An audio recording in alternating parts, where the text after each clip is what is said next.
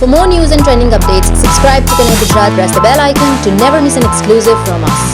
તુવેરમાં ગેરરીતિ થયાની અમને શંકા જ્યારે જથ્થો રિજેક્ટ થયો વેરહાઉસ મેનેજર પાસેથી ત્યારે શંકા જતાં અમે તાત્કાલિક કેશોદ ખરીદી કેન્દ્રે આવીને તપાસ કરતા તુવેર ખરીદીમાં હલકી ગુણવત્તાનો જથ્થો મેળવી અને આ ગેરરીતિ કરેલ હોવાનું જાહેર થયું. હવે આમાં જે જવાબદારો છે તેની સામે ફોજદારી રાહે અને અન્ય કાયદાની જોગવાઈ હેઠળમાં પગલાં લેવાના રહે. આમાં કોઈ પણ નિર્દોષને અન્યાય કરવામાં નહીં આવે અને દોષિતને કોઈને છોડવામાં નહીં આવે. જે કોઈ જવાબદાર હશે એની સામે કડકમાં કડક કાર્યવાહી કરવામાં આવશે. એ પછી ગ્રેડર હોય, મારા નિગમના કર્મચારી હોય, મજૂર હોય, ખેડૂત હોય કે વેપારી હોય, જે પણ સંડોવાયેલા હશે આ પ્રવૃત્તિમાં તમામ સામે કડકમાં કડક કાર્યવાહી કરવામાં આવશે. નામો અત્યારે તપાસ ચાલુ હોય, તપાસને અસર કરે એમ અમે જાહેર કરી શકીએ એમ નથી, અમારી મજબૂરી છે. પણ તપાસ પૂરી થયા બાદ કોણે કેટલો હલકી ગુણવત્તાનો જથ્થો ખેડૂતોના નામે વેચ્યો છે તે જાહેર થયે તેની સામે પોલીસ ફરિયાદ અને બીજા પગલાં લેવામાં આવશે. અત્યાર સુધી જે સરકારે પારદર્શકતાથી ખરીદી કરી છે એમાં જ્યારે બે કક્ષાએ ગ્રેડિંગ થાય છે, એક ખરીદી કેન્દ્ર ખાતે અને એક સ્વીકાર કેન્દ્ર ખાતે. ખરીદી કેન્દ્ર ખાતે કોઈ ક્ષતિ રહી ગઈ હોય તો સ્વીકાર કેન્દ્ર ખાતે પકડાઈ જાય છે. કેશોદનો જથ્થો જ્યારે સંગ્રહ સ્થળે મોકલો ત્યારે એના ગ્રેડે આ જથ્થો રિજેક્ટ કર્યો ને 2 થી વધારે ગાડી રિજેક્ટ થયું હોય. અમને શંકા જતાં અમે આવીને તપાસ કરી તો એ તારીખે જે જથ્થો ખેડૂતોનો ખરીદવામાં આવ્યો છે તેને કોઈ SMS કરવામાં નહોતા આવ્યા.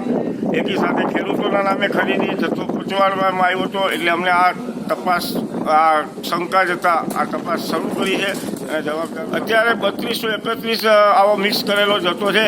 એમાંથી પ્રથમ દ્રષ્ટિએ 1045 કટ્ટા જેવો હલકી ગુણવત્તાનો જથ્થો વેચ્યો હોય એવું માનવા અમને પૂરા કારણ છે. અને એ તપાસ કર્યા બાદ કેટલો ખરાબ જથ્થો છે તેના પરફેક્ટ ફિગર તો તપાસ પૂરી થયા બાદ આપશું. તાલુકા ખેડૂત પુત્ર હિતરક્ષક સમિતિના સદસ્ય હું ભરત લાડાણી અને અમારા પ્રમુખ શ્રી ધીરુભાઈ જાટિયા અમે બંનેએ ગઈકાલે કેશોદ માર્કેટિંગ યાર્ડ ખાતે ઓચિંતી મુલાકાત લઈ અને એક મસમોટું કૌભાંડ પર પડદો પાડવા માટે જે તુવેરનો ભ્રષ્ટાચાર અમે જે ઓપન કર્યો હતો તે રિજેક્ટ થઈ ગયેલો 3200થી વધારે ગુણીના જથ્થામાં મશીન ક્લીન કરી અને જે કચરો ભેળવી દેવામાં આવ્યો હતો એ કચરાને છૂટો પાડવાનું એક અહીંથી એક બીજું ભ્રષ્ટાચારની અંદર ભ્રષ્ટાચાર, પાપની અંદર પાપ કરતા હતા. તેની ઉપર અમે રોક લગાવવા આસપાસના કિસાનોને બોલાવ્યા.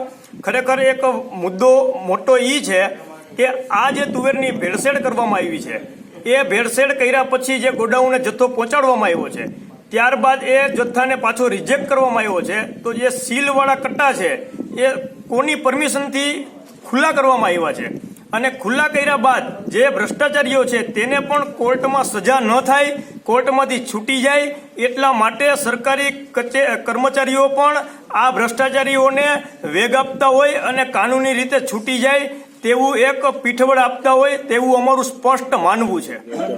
અમે ખેડૂતોને ગ્રામ્ય વિસ્તારમાં ફોન કરીને બોલાવ્યા છે. ગામડેથી ખેડૂતોના ફોન આવે છે. ખેડૂતો અમે અહીંયા બેસવાના છીએ. કોઈ પણ સંજોગોમાં આ જથ્થો જે છે એને સીઝ કરે પુરવઠા અધિકારી કે કોઈ પણ જેના કાર્યક્ષેત્રમાં આવતું હોય તે, અથવા તો કલેક્ટર અહીંયા આવી અને આ સ્થળની મુલાકાત લે. આ કોઈ નાનું કૌભાંડ નથી. મગફળી કૌભાંડ જે પેડલાકાંડ થયું હતું ત્યારે પણ મેં જુનાગઢ જિલ્લા કલેક્ટર ગુપ્તા સાહેબને પહેલી ફરિયાદ આપેલી હતી અને એ જ કૌભાંડ આ જ કલેક્ટર ગુપ્તા સાહેબે રાજકોટમાં જઈને ખોલવું પડ્યું હતું. તેમ આ પારગી સાહેબે પણ આ કૌભાંડને પર્દાફાશ કરવો પડશે અને ખોલવું પડશે.